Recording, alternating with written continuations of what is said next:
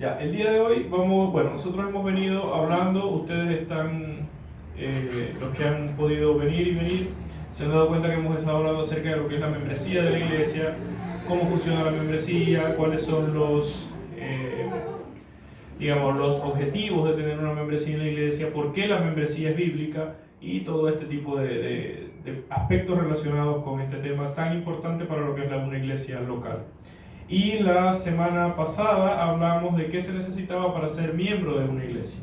Entonces, dentro de las cosas que se necesitaba, no es otro requisito adicional a lo que se necesita para ser un cristiano bíblico, ¿okay? Para vivir bajo los parámetros o las directrices de lo que dice la Escritura acerca de cómo debe ser el comportamiento y la vida de un cristiano. Entonces el día de hoy nosotros vamos a hablar muy específicamente acerca de esta iglesia, ¿okay? Esto es en el caso de que usted ya vio la importancia de la membresía, ya vio lo que se requiere para ser un cristiano. Ahora vamos a ver si debemos o no ser miembros de la iglesia bautista de Machalí, específicamente de la iglesia bautista, de esta iglesia bautista. Sabemos que hay varias ramas dentro de la denominación bautista. Nosotros somos bautistas independientes, ¿okay? Sin embargo, tenemos algo que se conoce y que es lo que vamos a ver en la clase de hoy como declaración de fe. Quiero preguntar antes de nada, ¿quién viene de otra iglesia antes de llegar acá? A ver, hermana, ok, gran parte, ¿verdad? ¿Alguno que conozca la declaración, o mejor dicho, de los que levantaron la mano, conocen la declaración de fe de la iglesia de la que venían? ¿No? ¿Por acá? Al menos una parte de ella. De aceptar a Jesús como tu salvador personal y obedecer su primer mandato, que es el bautismo. Ok, muy bien, gracias hermano. Entonces, ahora que estamos nosotros congregados acá, ¿conocemos o conocen la declaración de fe de esta iglesia? ¿La han visto, la han leído, la han estudiado? ¿No? Ahora yo pregunto, ¿cómo se congregan en una iglesia en la que no conocen la declaración de fe? Que no conocen su doctrina. ¿Ven lo importante de conocer esto? Porque nosotros no sabemos, si no estamos conociendo la declaración de fe de la iglesia, no podemos saber con qué nos va a salir el pastor en un momento dado. ¿Sí me entiende? No sé, que el pastor en algún momento se para acá y diga que, no sé, le haga una oración a la Virgen María, vamos a poner un extremo, y usted diga, oye, pero estos no son cristianos. Y usted va a ir y reclamar al pastor y el pastor le puede decir, sí, pero usted no ha visto que en la declaración de fe de nuestra iglesia nosotros aceptamos la virginidad de María, la virginidad eterna de María, digamos así. Estoy hablando de una locura, pero es para llegarlo a un extremo, ¿verdad? Entonces, la iglesia, toda iglesia consolidada tiene una declaración de fe y hoy lo que vamos a ver es eso. Vamos a conocer, hoy no va a ser una clase como tal, va a ser más bien leer lo que es la declaración de fe de la iglesia bautista de Machalí y que se corresponde con una gran cantidad, por no decir todas, las iglesias bautistas bíblicas independientes. ¿Okay? Hay muchas iglesias bautistas que están haciendo cosas que no van a favor de la Biblia.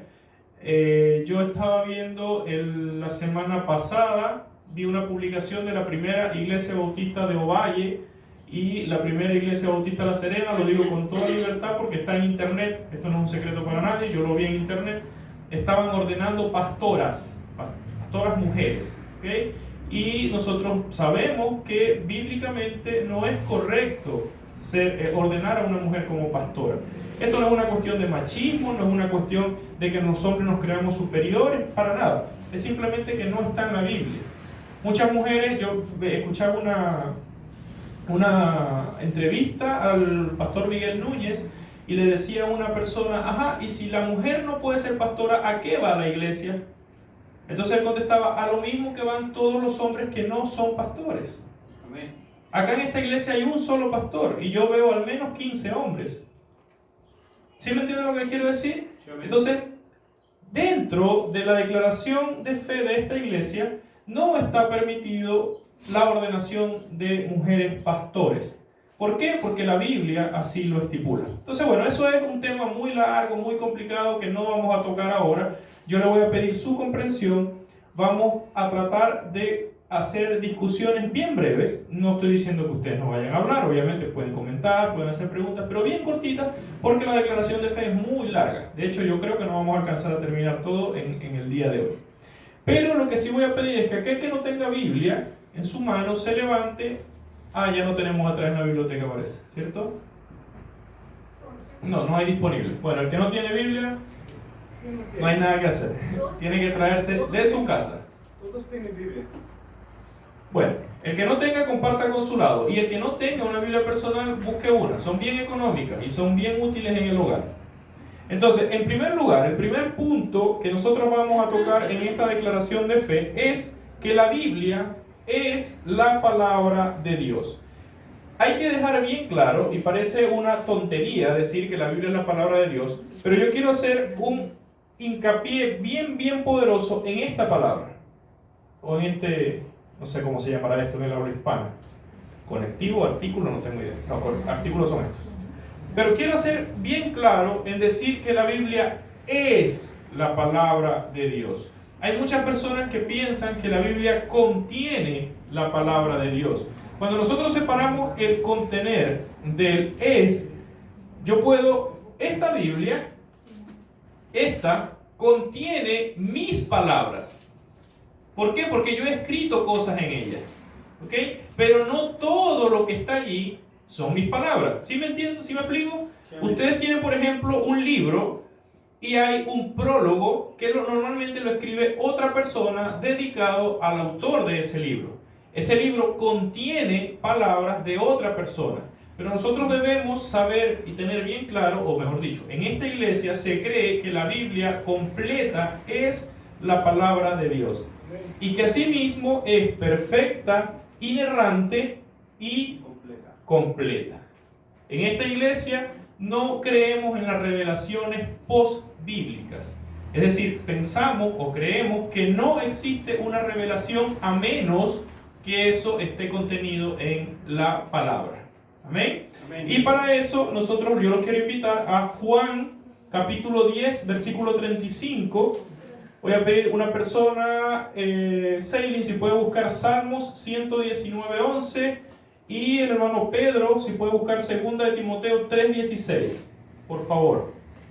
Y la persona que ya tenga Juan 10:35, puede por favor leerlo. Amén. Adelante, hermano, léalo.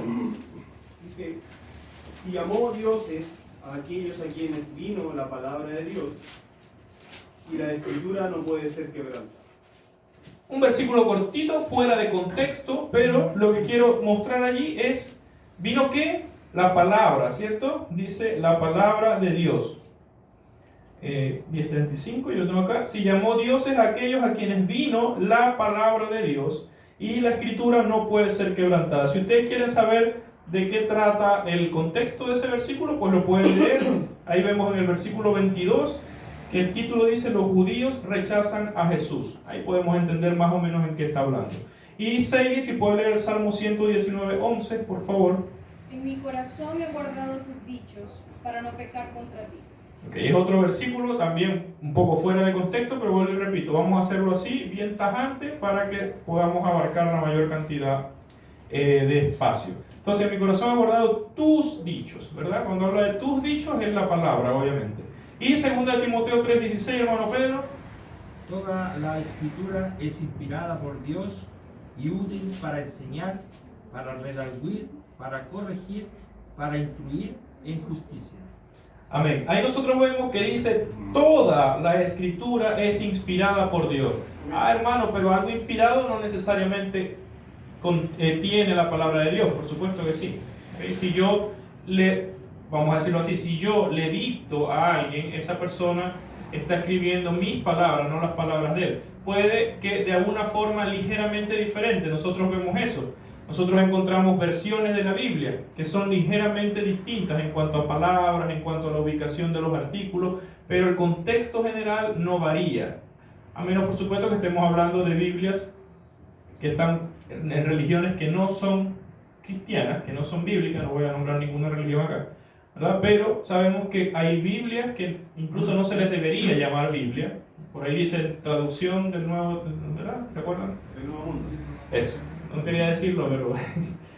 Entonces, bien, nosotros en esta iglesia creemos que la Biblia completa es la palabra de Dios y que es inerrante, que es perfecta y que no necesita que se le adicione algo más. Amén. Enrique, pero la Biblia tiene confusiones. La Biblia dice cosas en algún lado y en otras no. Hay cosas de la Biblia que yo no comprendo. El mismo Pedro, no nuestro hermano Pedro, el Pedro el apóstol, decía que Pablo escribía cosas que eran difíciles de comprender. ¿Por qué es importante creer y no saber? A ver, ¿por qué es importante creer y no saber? Una pregunta un poco extraña, ¿verdad? Cuando yo creo, yo estoy confiando, aunque yo no lo haya visto. Cuando yo sé, yo lo creo porque lo descubrí, porque algo me lo demostró. Ahí es donde cambia la fe a conocimiento. Hay cosas en la Biblia que nosotros no conocemos, que no fueron reveladas, pero la creemos por fe. ¿Ok?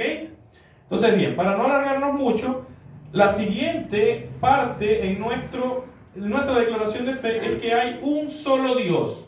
No como dice un versículo por ahí en una traducción que dice, en Juan 1.1 dice, y Jesús era un Dios. No, es el Dios, un Dios, y para eso nosotros podemos tener un solo versículo. Hay muchos más que lo ratifican, pero vamos a Deuteronomio 6.4, si lo puede leer, por favor, alguien que lo lea, que lo haya conseguido, para hacerlo más rápido. Oye Israel, Jehová nuestro Dios, Jehová uno es. ¿Jehová cuántos es? Uno es. Uno es. Enrique, pero es que en Génesis el Dios habla en tercera persona. Dios dice, lo haremos a nuestra imagen y nuestra semejanza. Está bien, tiene razón, aquí no se está negando eso. Pero nosotros sabemos que a pesar de que es un Dios, se manifiesta en tres personas, ¿cierto? Y es lo que vamos a ver en la siguiente diapositiva. La siguiente que tenemos como creencia de esta iglesia es que Jesucristo es el Hijo de Dios. Eso lo podemos ver en Mateo 16:16, que lo pueda buscar alguien, por favor. Respondiendo Simón Pedro dijo, tú eres el Cristo, el Hijo del Dios viviente. Amén. Entonces, nosotros vemos en el versículo 15 que Jesús mismo pregunta, ¿y vosotros quién decís que soy yo? Pedro le contesta esto que acaba de leer Nicolás, y fíjense lo que contesta Jesús a Pedro. Le dice, entonces le respondió Jesús, bienaventurado eres Simón, hijo de Jonás, porque no te lo reveló carne ni sangre, sino mi Padre que está en los cielos. Amén. Amén. Amén. Entonces, aparte de que hay un solo Dios, aparte de que Jesucristo es el Hijo de Dios, hay una tercera persona, que es el Espíritu Santo, que es la tercera persona, person, en inglés, estamos en una iglesia multicultural, políglota. Gracias, hermana. Entonces, el Espíritu Santo es the third person, ¿verdad? La tercera persona de la Trinidad. Y eso está en Mateo 28:19. Si alguien lo puede leer, por favor. Alguien que no haya leído hasta ahora para que participemos todos. Por tanto, id y haced discípulos a todas las naciones, bautizándolos en el nombre del Padre, y del Hijo, y del Espíritu Santo. Amén. Entonces nosotros vemos en ese versículo que hay una expresión de las tres personas, el Padre, el Hijo y el Espíritu Santo. Hay muchas otras más en la Biblia. Por ejemplo, en el momento que bautizan a Jesús, ¿qué fue lo que apareció?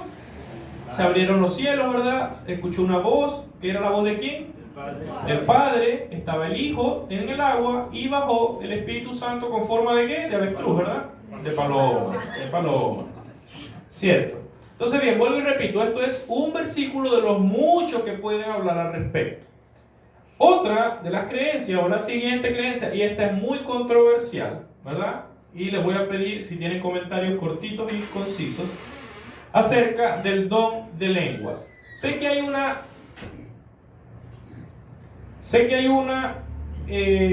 creencia generalizada de que el don de lengua, o mientras usted más lenguas hable, más cercano o más lleno del Espíritu Santo es. Es una creencia que existe en muchas denominaciones que se hacen llamar cristianas, o que sí creen en Cristo, pero que tergiversan la palabra, ¿verdad? Y nosotros vamos a ir, este es un versículo, unos versículos largos, un texto largo que vamos a leer, Hechos 2, del 4 al 11. Disculpan acá que está 2 puntos en lugar de una rayita. Hechos 2, del 4 al 11, alguien que lo tenga, por favor, que lo pueda leer. O si me permiten, lo leo yo. Lo tengo ya por acá cerca. Amén. Ya, léalo, Rafa. Y fueron todos llenos del Espíritu Santo, y comenzaron a hablar en otras lenguas, según el Espíritu les daba que hablasen. Moraban entonces en Jerusalén judíos, varones piadosos, de todas las naciones bajo el cielo. Y hecho este estruendo, se juntó la multitud, y estaban confusos, porque cada uno les oía hablar en su propia lengua. Y estaban atónitos y maravillados, diciendo: mirad, ¿no son galileos todos estos que hablan? ¿Cómo pues les oímos nosotros hablar cada uno en nuestra lengua en la que hemos nacido?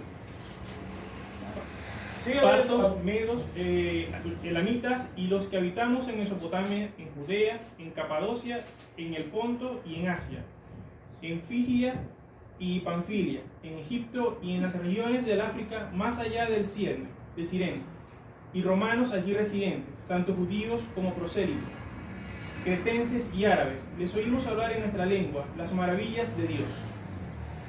Amén. Entonces nosotros vemos que, Enrique, el don de lenguas existe, el don de lenguas está en la Biblia. Sí es cierto, el don de lenguas está en la Biblia, fue muy útil al momento de repartir el Evangelio a las demás naciones. Y hermano, yo no voy a dudar en el momento de que, por ejemplo, el Señor agarre a uno de ustedes que no hable un idioma y lo haga hablar en un idioma ajeno al suyo. No, yo no voy a dudar que es de parte del Señor. ¿Okay? No estoy diciendo que eso suceda.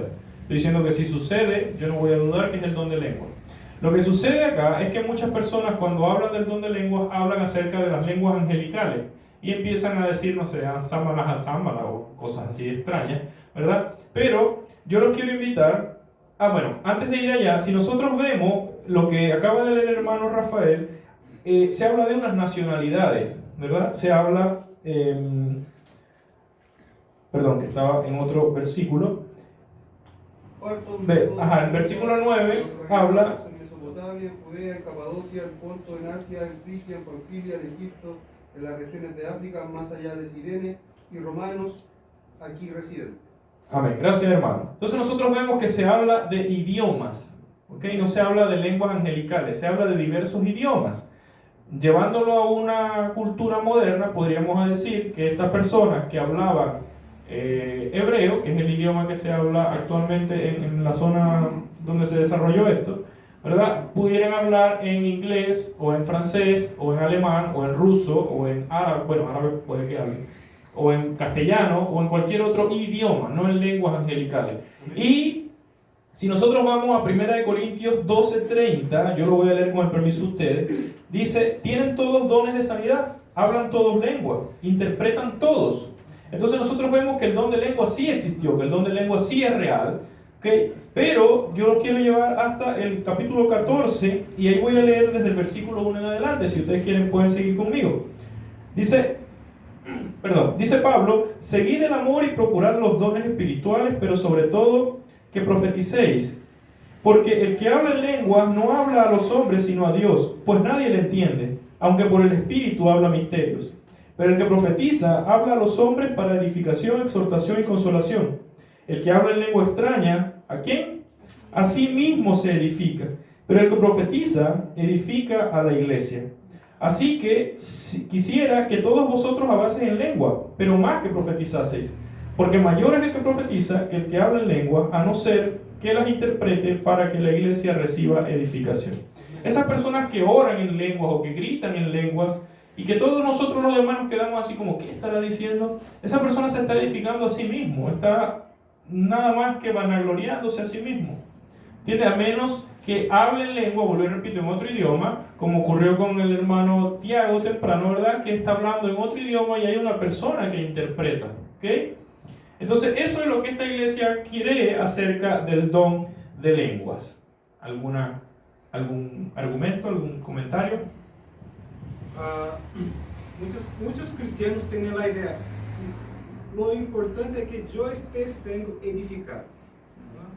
Pero no hay ninguna duda que las escrituras muestran que Dios tiene un propósito, edificar la iglesia.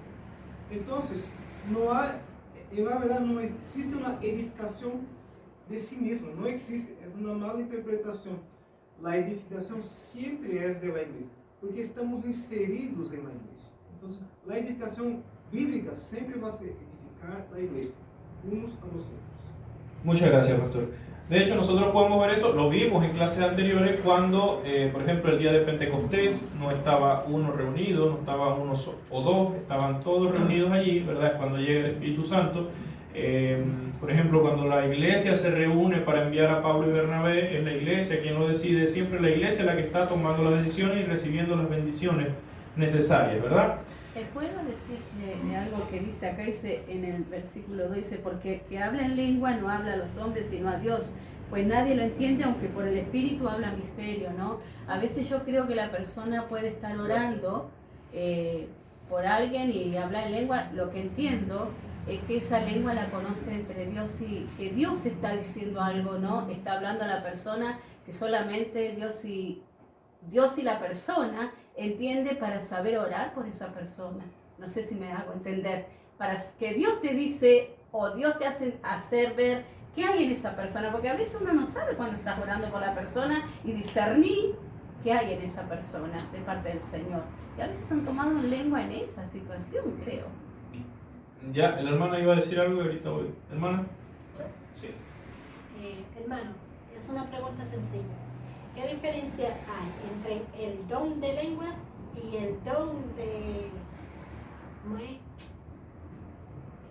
don espiritual? Ya, voy primero con la primera y después con la segunda. Mire, por eso digo, esto es un tema complicado, no me voy a extender, pero el don de lengua fue entregado a los apóstoles con un propósito, repartir el evangelio. ¿Okay? Un arameo, una persona que hablara arameo, no podía llegar a Grecia a predicar, porque nadie le iba a entender. ¿Ya? El don de lengua, por ahora, no está siendo utilizado por Dios. ¿Okay? Fue un don apostólico, como algunos otros que podíamos hablar. Pero eso es lo que esta iglesia piensa, y lo que piensa en base a las escrituras. ¿Okay? Básicamente eso es lo que le puedo responder. Si quiere, después le puedo pasar más informaciones, algunos textos, y lo discutimos perfectamente. Y el don de lengua fue un don espiritual. Recordemos que todos los dones son entregados por el Espíritu. Entonces todos son dones espirituales, ¿verdad? ¿Sí me expliqué o no me expliqué? Entonces si usted tiene el don de la enseñanza, es un don espiritual, porque es un don entregado por el Espíritu. Si usted tiene el don de la profecía, es un don espiritual, porque es el don entregado por el Espíritu. Y cuando aquí habla de profecía, mucha gente se confunde creyendo que profecía es predecir el futuro. Un profeta, ¿qué hacía un profeta en el Antiguo Testamento? ¿Qué era lo que decía? Un mensajero de Dios. Eso, un mensaje de Dios. Un profeta es un mensajero de Dios. Cuando alguien se para a explicar lo que dice el mensaje de Dios, está haciendo profecía, está profetizando porque está hablando acerca del mensaje de Dios. Yo sé que esto es un tema complicado, sé que tienen muchas dudas, muchas preguntas. Hay un WhatsApp, hay un correo, podemos comunicarnos por allí, porque si nos quedamos hablando en lengua se nos va a ir la hora y me quedan 10 minutos. Por correo, ¿Okay? yo creo. Por correo, se puede enviar. De hecho, el hermano no está acá, pero el hermano Edgar hace como un mes más o menos me envió una pregunta por correo y si quieren pueden preguntarle, yo se la contesté. Le escribí lo que yo pensaba, basado en la Biblia, por supuesto, y ahí podemos ir conversando. Hermano Nicolás, también mencionar que dice la Escritura, es cierto que hay ciertos dones que se dieron para la fundación, para fundar la iglesia. Entonces dice que tampoco, se dieron para la fundación de la iglesia. Uno que sabe construcción, ¿cierto? No pone un cimiento sobre otro cimiento. Entonces esos dones se dieron en ese momento, cuando la iglesia se estaba fundando. Ya la iglesia fue establecida. Entonces ahora la guía para nosotros es la palabra, que es inerrante. Por eso no necesitamos más revelación. Más revelación. Lo que viene a nosotros es una iluminación en base a la Escritura para guiar nuestra vida. Y en base al Espíritu también que nos ayuda a la iluminación de la Escritura. Amén. De hecho, al principio fue lo primero que hablamos, la Biblia está completa, es perfecta y es completa. Jesucristo dice, la forma de conocer al Padre, la forma de que conozcan al Padre es conociendo a quién, conociéndome a mí. ¿Y cómo lo conocemos a Él? A través de la palabra. Amén. No hay yo particularmente no he visto, no sé si ustedes conocen un libro histórico que hable de Jesús, meramente solo de Jesús, que sea puramente historia. No existe, o yo no lo conozco. Si lo conocen, díganme. Toda la historia que nosotros tenemos de Jesús está en los 4 evangelios. ¿Amén? Entonces seguimos, no vamos a alcanzar a terminar, pero vamos a seguir adelantando. Otra de las cosas que nosotros pensamos en esta iglesia es que el Señor los creó varón y hembra, un hombre para una mujer. ¿Ok? Eso lo podemos ver en Génesis 1:27. Le voy a pedir a Katy si puede leerlo, por favor. Y la hermana Dinelia, Génesis 5 del 1 y 2, por favor. Yo sé que es obvio decir esto, pero hay que fundamentarlo bíblicamente.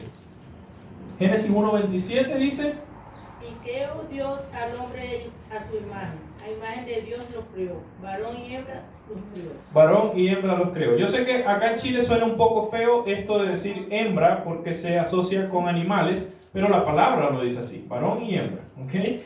Y Génesis 5:12, hermana Dinelia. 1 y 2. 1 y 2, perdón. Génesis 5, 1 y 2. Este es el libro de la generación de Adán, el día en que creó Dios al hombre. A semejanza de Dios lo hizo. Varón y hembra lo creó y lo bendijo. Y llamó el nombre de ellos Adán el día en que fueron creados. Amén. Entonces nosotros vemos que el propósito de Dios fue un hombre con una mujer. Enrique, ¿y por qué a la mitad del versículo 2 dice, llamó el nombre de ellos Adán, y dicen que Adán es Adán y Eva? Porque Adán se puede entender como hombre, ¿ok? O sea, creó a la humanidad, por así decirlo. Creó al hombre, hablando tanto de hombre como de mujer. ¿Cierto? Otra de las cosas, y que va muy relacionada con esto, y que es tema muy tratado en estos días, muy peligroso, y que está destruyendo, hermanos, familias, hogares, la sociedad entera, es el matrimonio. En esta iglesia nosotros creemos que el matrimonio es una institución creada únicamente por Dios. Es una institución que ha sido sostenida a través de la sociedad, pero que fue creada en un principio por Dios al momento, como lo leíamos, de crearle una esposa a Adán, una ayuda idónea. No creó otro hombre para Adán, creó una mujer que complementara a Adán, y por algo somos tan diferentes. Un hombre con otro hombre se parecen mucho en cuanto a carácter, en cuanto a actitudes. Por eso la mujer es completamente diferente al hombre, porque complementa al hombre, y el hombre por supuesto complementa a la mujer. Eso lo podemos ver en Mateo 19, 4 al 6. Si lo puede leer alguien, por favor. Amén. ¿No habéis leído que los hizo al principio varón y hembra? Los hizo. Y dijo: por esto el hombre dejará padre y madre y se unirá a su mujer, y los dos serán una sola carne. Así que no son ya más dos, sino una sola carne. Por lo tanto, lo que Dios juntó, no lo separe el hombre. Amén. Esto acá nosotros estamos hablando, si podemos leer el título, los que tengan la Reina Valera, el título que nos da en el capítulo 19, ¿qué cosa dice allí? Jesús enseña sobre el divorcio. No solo el tema del matrimonio igualitario, de la homosexualidad, no solo ese tema está afectando tanto a la sociedad, sino también la separación entre hombres y mujeres, los divorcios. Se supone que nosotros, cuando nos casamos, debería ser para toda la vida. Es así como está escrito, es así como fue hecho. Y de hecho los fariseos le preguntan a Jesús, pero Moisés nos dio la oportunidad de repudiar a la mujer, de darle carta de divorcio por causa de fornicación o alguna otra cosa. Y Jesús les dice, sí, está bien, Moisés lo hizo, pero lo hizo a causa de ¿qué? De la dureza de su corazón, ¿verdad? No lo hizo porque él quisiera hacerlo, sino que ustedes son tan duros de corazón, pero tan tercos, que lo hizo para complacerlo. Pero no se remonten a Moisés, no nos enfoquemos en la ley, enfoquémonos en lo que en el principio se hablaba. Y desde el principio Dios tenía un patrón, tenía una institución, que era casarse para toda la vida. Lo que Dios unió, no lo separe el hombre. Porque si usted con su esposa, usted señora con su esposo, se vuelven una sola carne, Una sola carne no se puede separar. Si usted se corta la mitad, se va a morir. ¿Sí entienden lo que significa eso de convertirse en una sola carne? Unirse de una forma tan íntima que si usted se separa va a dejar de vivir. Entonces, bien, siguiendo y vamos a... Hermano, el pastor. Solo una observación. La pregunta es, ¿puede un cristiano ser duro de corazón? No debería. No debería poder. La palabra dice que nos cambió el corazón de piedra por uno de carne. Así que, sí, de que hay, pero no debería. ¿Okay? ¿Por qué son duros de corazón? Por la dureza de su corazón.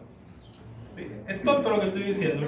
Enrique no tiene. Pero sí, nosotros por nuestra propia dureza nos hacemos duros frente a Dios. Nos cuesta rendirnos. Nuestro orgullo.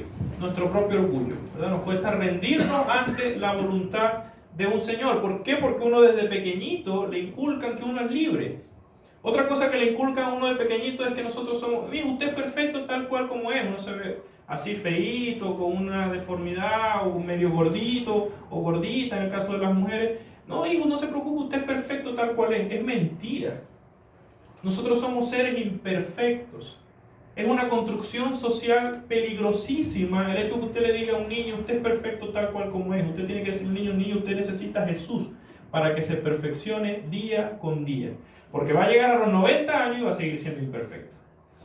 Entonces, ese mismo orgullo es lo que motivó a Moisés a permitir entregar carta de divorcio. Voy a seguir con 3 más y vamos a dejar la última que está subdividida en varios puntos para la próxima semana, ¿verdad? Otro de los puntos acerca del que está en la declaración de fe, que lo pueden ver al fondo, es acerca del pecado. No lo vamos a leer porque estoy seguro que todos lo conocemos. Romanos 3:23, alguien que se lo sepa de memoria y que lo pueda decir. Todos pecaron y carecen de la gloria de Dios.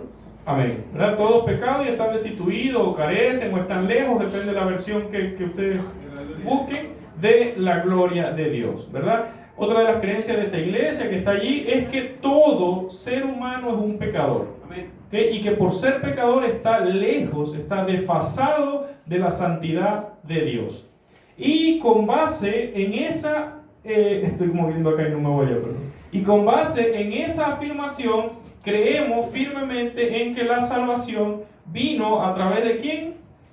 De Cristo Jesús, ¿verdad? De la muerte en madero, que lo estudiamos temprano, lo escuchamos temprano en la prédica del pastor Tiago. Es la justificación es por medio de la fe y la salvación es por medio de la gracia. Podemos leer, a ver, busquemos, Celine, si puede buscar por favor Mateo 20:28.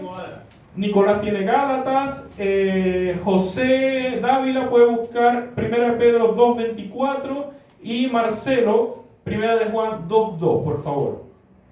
Entonces, Mateo 20:28, ¿qué dice? Como el Hijo del Hombre no vino para ser servido, sino para servir y para dar su vida en rescate por muchos. Para dar su vida en rescate, ¿verdad? Gálatas 3:13. Cristo nos redimió de la maldición de la ley, hecha por nosotros maldición, porque está escrito, maldito todo aquel que es colgado en un madero. Entonces, por medio de Cristo Jesús, los judíos, los que vivían bajo la ley, fueron redimidos, porque si siguieran viviendo bajo la ley, toditos estarían condenados. Primera de Pedro 2:24, creo que la tiene José. La tiene Odelín, por favor. Quien llevó él mismo nuestros pecados en su cuerpo sobre el madero, para que nosotros, estando muertos a los pecados, vivamos a la justicia, y por cuya herida fuisteis sanados. Amén. Y por último, primera de Juan 2:2, que la tiene Marcelo. El esposo de Marcela. El esposo de... Oh, miren, me confundo. Entonces nadie la va a tener. Elías. Primera Juan 2:2. Y él es la propiciación por nuestros pecados, y no solamente por los nuestros, sino también por los de todo el mundo. Amén. Sabemos nosotros que los israelitas entregaban una propiciación, perdón Elías que te llamo Marcelo, entregaban una propiciación para cubrir sus pecados, ¿verdad? Pero Cristo terminó siendo nuestra propiciación, la nuestra y la de todo aquel que cree en Él, nuestro nuevo pacto, nuestra nueva Pascua, como dice también la palabra. Y siguiendo con esto, un poco más rapidito, vimos vimos el pecado, que estábamos todos en pecado, todos destituidos, vimos que a través de Cristo nos salvó, y ahora podemos ver que esa salvación viene de la fe o de las obras. De la fe, ¿verdad? Nadie es salvo por obra, porque si fuera por obra, todos estaríamos condenados. La fe produce obra.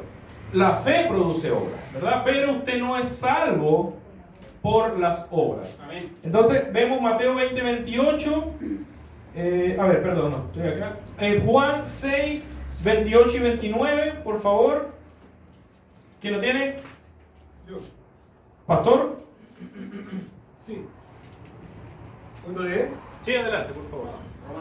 Entonces le dijeron, ¿qué debemos hacer para poner en práctica las obras de Dios? Respondió Jesús y les dijo, esta es la obra de Dios, que creáis en el que Él ha enviado. Amén. Entonces vemos, los judíos le preguntaban ya, ¿y qué debemos hacer entonces? ¿Qué obra tenemos que hacer? Y Jesús le contesta que la obra era solamente creer en Él, ¿cierto? Amén. Y Romanos 3:20, que lo tiene Nicolás, 3:20 al 24. Amén. Ya que por las obras de la ley ningún ser humano será justificado delante de Él, porque por medio de la ley es el conocimiento del pecado.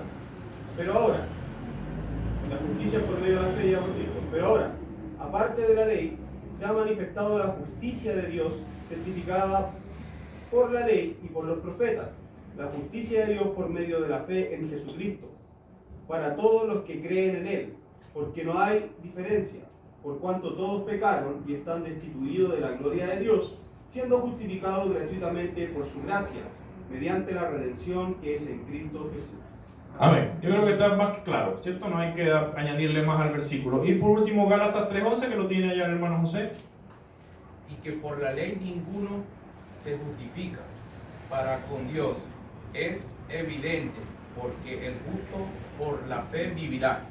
Amén. Muchas gracias. Por la fe vivirá. Y como decía, muy bien decía el hermano Nicolás, por medio de la fe nosotros hacemos obras, ¿ok? Obras buenas, ¿ok? Obras de justicia, porque nosotros vemos que el mismo Romanos dice que no hay ni un justo, no hay quien haga lo bueno, todos buscaron el mal. Obviamente eso antes de creer, porque cuando creímos somos justificados por medio de la sangre de Cristo. Y los últimos tres, para terminar, la iglesia es la comunidad de los fieles a Cristo. Nosotros podemos ver en Efesios 1:1, Efesios 1:1, que dice Pablo, apóstol de Jesucristo por la voluntad de Dios, a los santos y fieles en Cristo Jesús que están en Éfeso. Esto es un solo versículo. Si nosotros vemos, la mayoría de las cartas que escribe Pablo empiezan de la misma manera. ¿Ok? Sí, la gran mayoría comienza de la misma manera, a los santos, a los fieles que habitan en tal iglesia, la iglesia que fue dirigida la carta. Y penúltimo, que vamos a ver el día de hoy, serían las ordenanzas. Yo creo que no hace falta leer los versículos porque sabemos las dos ordenanzas que nos entregó Cristo. Una de ellas, ¿cuál es? Bautismo, ¿ok? Y la otra es la Santa Cena, ¿verdad? La Cena del Señor. Fueron las dos ordenanzas que nos dejó Jesucristo y que están en estos versículos, que si quieren lo anotan y lo pueden buscar después. En esta iglesia creemos y obedecemos esas dos ordenanzas de nuestro Señor Jesucristo. Y por último, en esta clase también sabemos que existe un adversario, un enemigo que no está nada contento en que ustedes estén acá, que es Satanás, ¿verdad? ¿Y quién es Satanás? Podemos leerlo después. Bueno, son pocos versículos, son 4. Así que yo me voy a tomar la libertad de leerlos. Ezequiel, momento que siempre se me pierde. Está atrás de Daniel. Ya, si lo consiguió lo puede leer, hermano. Dice, hijo de hombre, levanta endechas sobre el rey de Tiro y dile, así ha dicho Jehová el Señor, tú eras el sello de la perfección, lleno de sabiduría y acabado de hermosura. En Edén y en el huerto de Dios estuviste de toda piedra preciosa. Tu vestidura, de toda piedra preciosa era tu vestidura, de cornerina, topacio, jaspe, crisólito, berilo y onice, de zafiro, carbunclo, esmeralda y oro. Los primores de tus tamboriles y flautas estuvieron preparados para ti en el día de tu creación. Tu querubín grande, protector, yo puse en el santo monte de Dios. Yo te puse en el santo monte de Dios. Allí estuviste en medio de las piedras de fuego, te paseabas. Perfecto eras en todos tus caminos desde el día que fuiste creado, hasta que se halló en ti maldad. A causa de la multitud de tus contrataciones fuiste lleno de inequidad y pecaste, por lo que yo te eché del monte de Dios y te arrojé entre las piedras de fuego, oh querubín protector.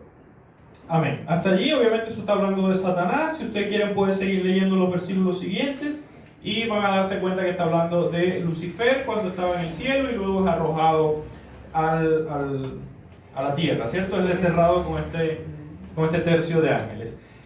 Hasta aquí hemos llegado hoy. Yo lo lamento, pero no sé si tienen un comentario cortito o una pregunta bien cortita, pero como les dije, miren, este es mi correo. Yo no sé si lo tienen, pero el que no lo tenga se lo voy a anotar acá. Es muy fácil. Hola.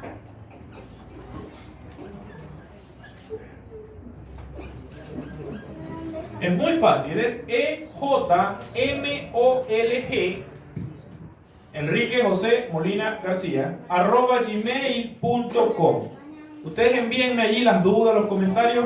De hecho, acá está el hermano del que hablábamos temprano, que Edgar me preguntó algo y le contesté como 3 días después, ¿se acuerda, hermano?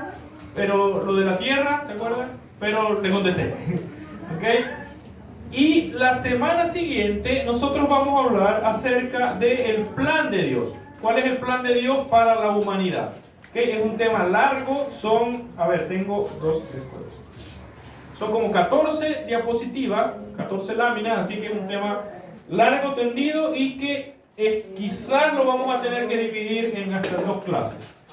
¿Cierto? Así que si no hay más preguntas, si no hay alguna otra duda, muchas gracias y los espero la próxima semana para que podamos seguir.